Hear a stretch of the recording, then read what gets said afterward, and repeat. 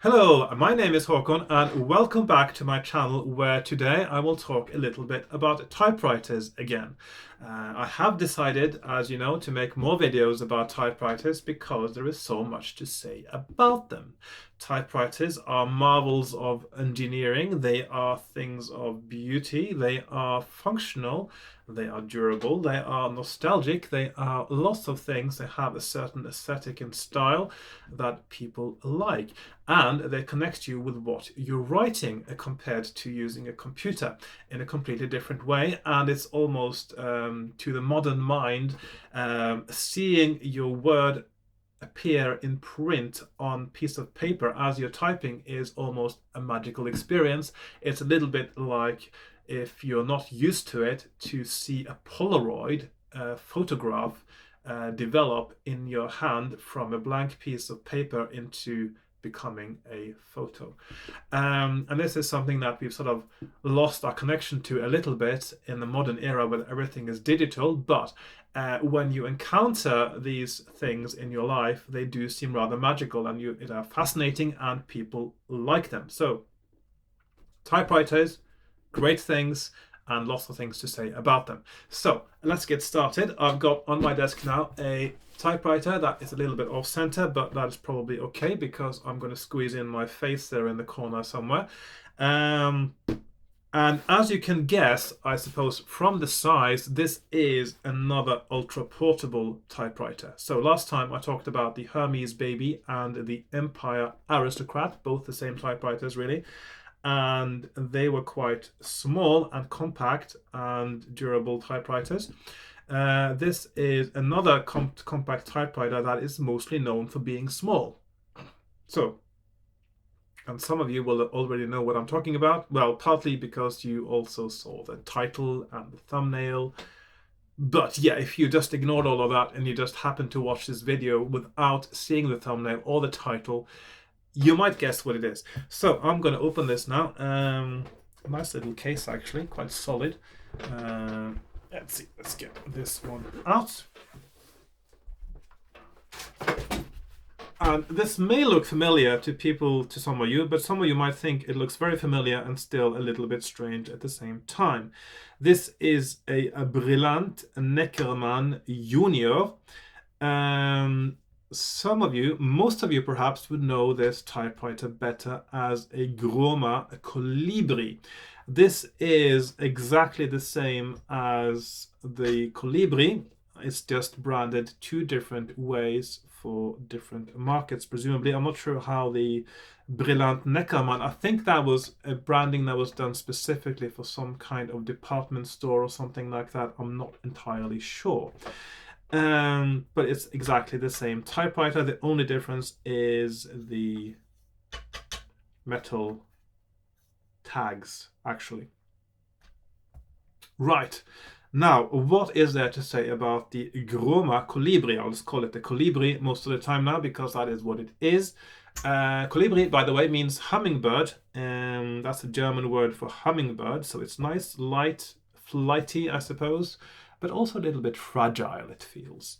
This isn't as reliable or solid a typewriter as the Empire Aristocrat or Hermes Baby that I showed you in my last video. But it is famous for being small, first of all. Now, Groma is an East German manufacturer of typewriters, or German, I should say. They did exist until 2004. Now, of course, like many typewriter manufacturers or office machine manufacturers in Germany, which part of Germany you had your factories was, of course, what decided usually whether you ended up being East German or West German after the war. And in the case of Groma, I presume they were somewhere in the Eastern Zone and they ended up being an East German company after the Second World War. And although they had been making typewriters of all sizes, and that includes the full-size standard office machines, they'd made the medium-sized portables, and also they are best known by far for the ultra portables, and specifically two of them, and that is the Groma Gromini or Gromina. I can never remember which one, Gromina or Gromini, which is the predecessor to excuse me, the predecessor to the Groma Kolibri. Excuse me, I need to drink some water. And the main thing that people like about these typewriters is that it is practically one of the smallest ones you can get your hands on easily. But because they're highly sought after for that very reason, they are what I would call overpriced. And they certainly are overpriced for the quality of typewriter. That's not to say it's a bad typewriter, but it is a lot more fragile and less durable than something like the Hermes Baby. It also has a few serious design issues, and the main one is the carriage return lever. So if you look at it here, it's when you put it in the bag, it sort of bends down like this, the end of it. Let's see, I'm not sure you can see that properly on the camera now. So it bends down like that, and then it bounces up like that for when you're using it. But if you don't do that properly, or if you accidentally push it down when you're doing a carriage return, you are scraping up this part of the lid. So that means that if you find a Colibri that's been used in the wild and one that has not been repainted, it will always have scratches on the lid. If you see one that is for sale without scratches, it usually means it has been repainted in 99.9% of cases, and you do see lots of people repainting them, and very often you see them repainting them in non-original colors. I'm not a big fan of that, but yeah, often people do. One thing people sometimes do when they repaint though, and I find it's extremely annoying, is they actually paint over the character scale at the back here, which is, I use that all the time, and it's, if you paint over it, it makes it so much harder to align things. Anyway, I generally don't like repaints, to be honest. I like things to be the original color and also to have original scratches and signs of wear from actually being used. Now, I did call this a little bit fragile, and one of the reasons, or there are two reasons really, the knobs are sticking out from the body, and this design flaw, of course, means it scrapes up a bit. But also, if you listen to the carriage now,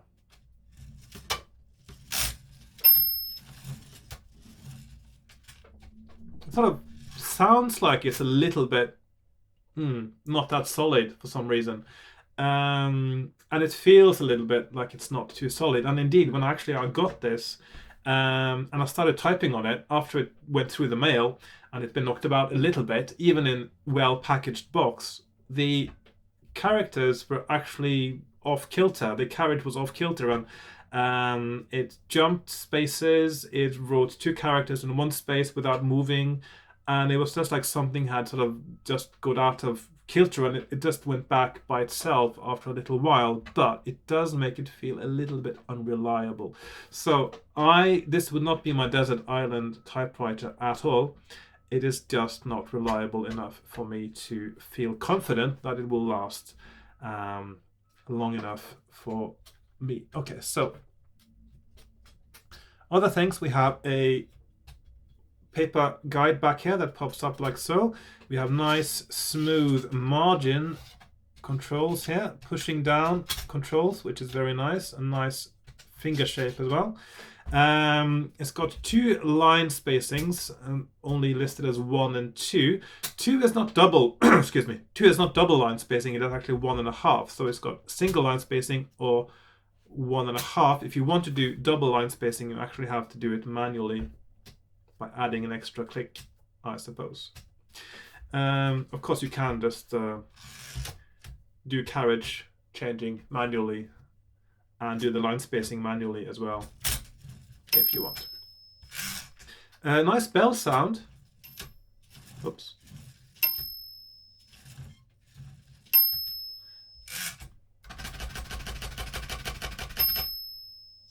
Not too loud, not too intrusive or anything like that. Nice, subtle bell sound.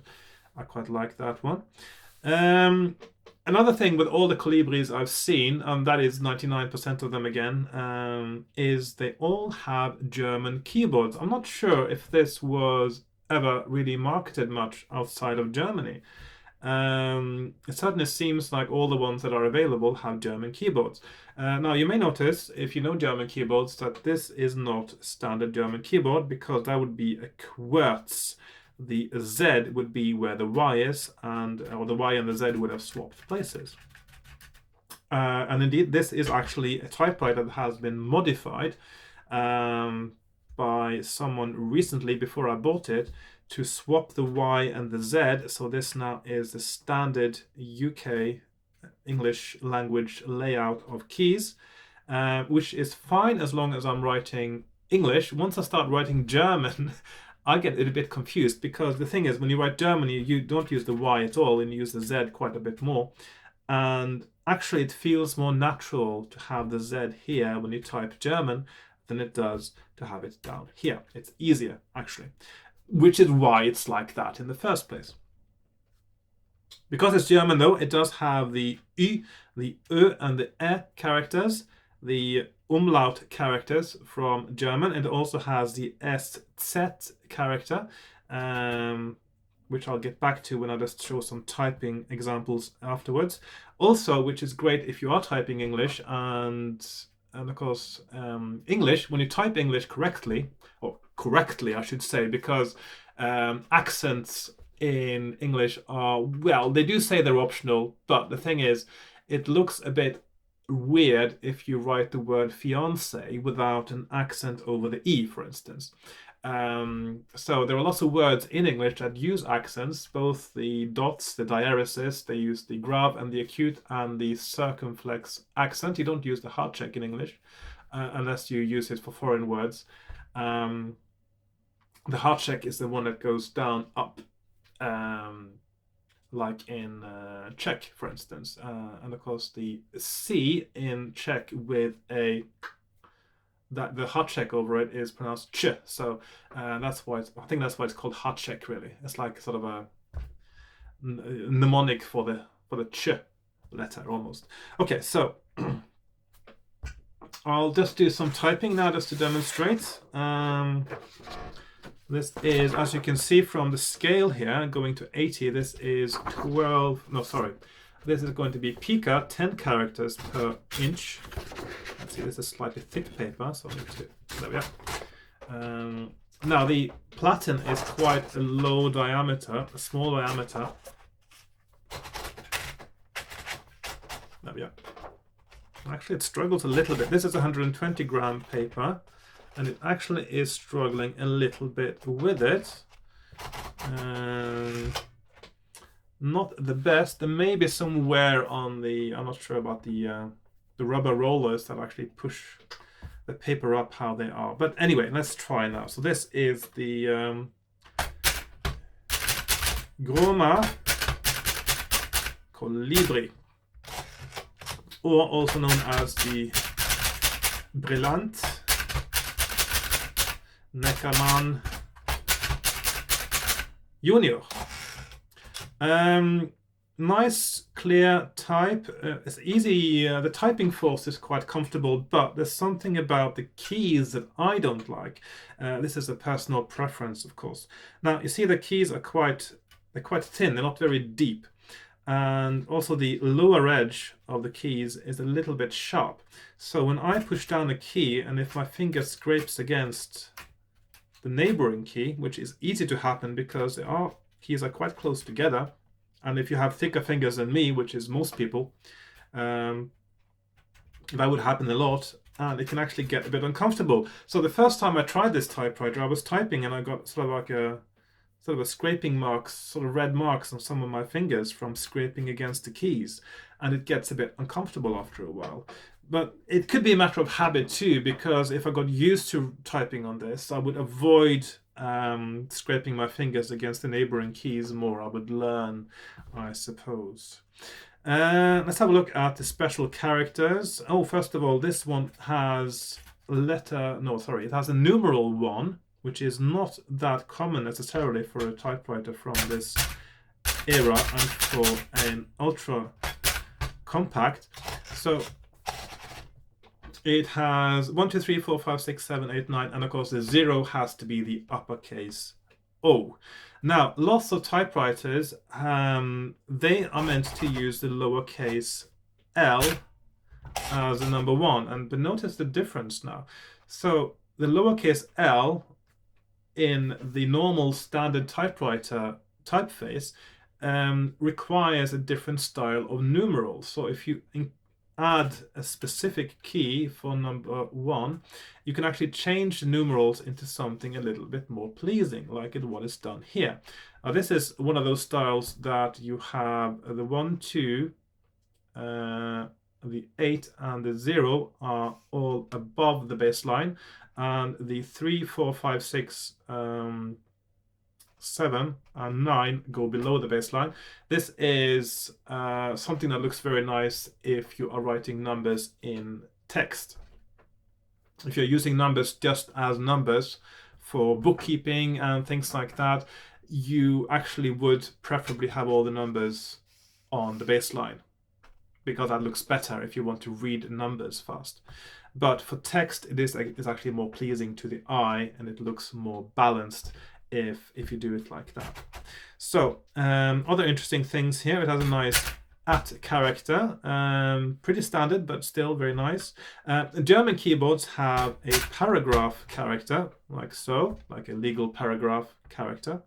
And also, as I mentioned earlier, it has the SZ character, which is a lowercase character in German. That is to say, until the early noughties, there was a language reform in German which simplified the grammar a little bit, and also it introduced the, I believe, the capital SZ.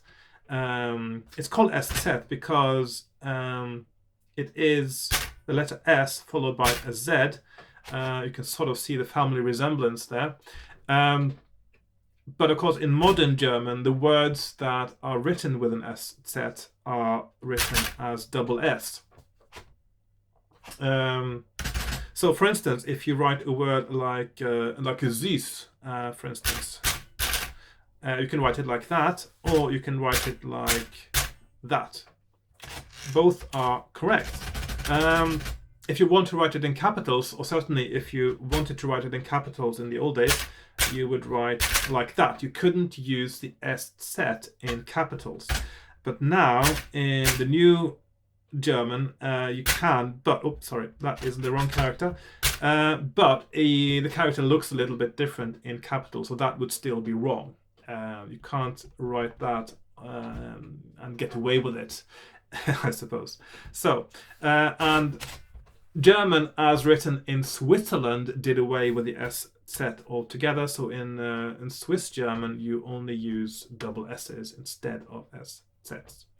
SZ still used in normal standard German as spoken and written in Germany. So there we are. Nice to have the option. Let's have a look at the accent marks. So they are dead keys. If you're not familiar with typewriters, I will not presume everyone watching this are. Every key on the typewriter, when you push it down, it makes a mark. You release it and the carriage advances one space. But a dead key is what it's called when you have a character that does not advance the carriage. So accent marks, generally, you will want to have them on dead keys. So if I push the acute accent, like so, the carriage does not advance, and then I can push the key over which I want the accent to be displayed. So now I've got an E acute. And then I can do the grave, like so.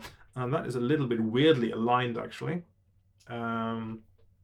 It's a little bit too far on the right for my taste, but I wonder if that actually makes it, see what happens with a capital. So we'll do like that, and capital E. That's still not too so far right. It actually can put it on top of a capital E. Because the accent marks are generally not intended to be used over capital letters, it is pretty common to not use them on capital letters. And one of the reasons why that became common is because of restrictions on typewriters. Because if you want to have one version for lowercase and one for uppercase, you would need to have one whole key for each of the different diacritics. And when space is at a premium, as it is on a typewriter keyboard, it's it does actually. So many people in let's see. I'll just see how that works. Yeah, that doesn't work either. So it is a little bit tricky, and the easiest way to do it on this typewriter would be to use a pen actually afterwards. On some typewriters it looks, let's see, I could just try now. If I just move this up a little bit, like so. You can also do it, you just need to practice it a little bit to make sure you get the right elevation. So you roll the carriage back a little bit and in between lines, and you can get a nice accent over a capital as well. An interesting one, of course, is the how the I looks, because the I already has a dot, and ideally the accent should cover the dot exactly, so it doesn't look like the dot is there. And that is not the case on this one. And the grab is actually even worse. So that is not ideal. So these accent marks are not particularly well aligned, I would say. I do have other typewriters where they are aligned perfectly and it actually looks much better, and you can use it on the I and it looks perfect. Another thing you can do with accents is you can put them both together, and in this case you get then a circumflex, although it's a little bit wonky. On some typewriters, which actually is more common to see, when you put the two accents together you get a Háček, which is the one that's used on in Czech, for instance, where the accent goes down and up. So circumflex goes up and down, and this one goes down and up. So it's the opposite of a circumflex. And the grub and the cute are often aligned in a way that if you put them together, they turn into a Háček, and then there would be another key that has the circumflex. That is quite common, for instance, on a Dutch keyboard. This is an example. I'll show you that in another video. What else is there to say about this? It's a pretty typewriter. It's made of metal, but still there is something about the mechanism and especially the carriage that doesn't feel as solid as I would have wanted for my ideal typewriter. Its biggest strength lies in being small, I think. But it's not that much smaller than, for instance, an Empire Aristocrat or a Hermes Baby, which are more reliable and solid typewriters than this. But of course, this one has a very different typing feel. This one is softer to type on than a Hermes Baby or an Empire Aristocrat. Those need a little bit more lever force when you are punching the keys.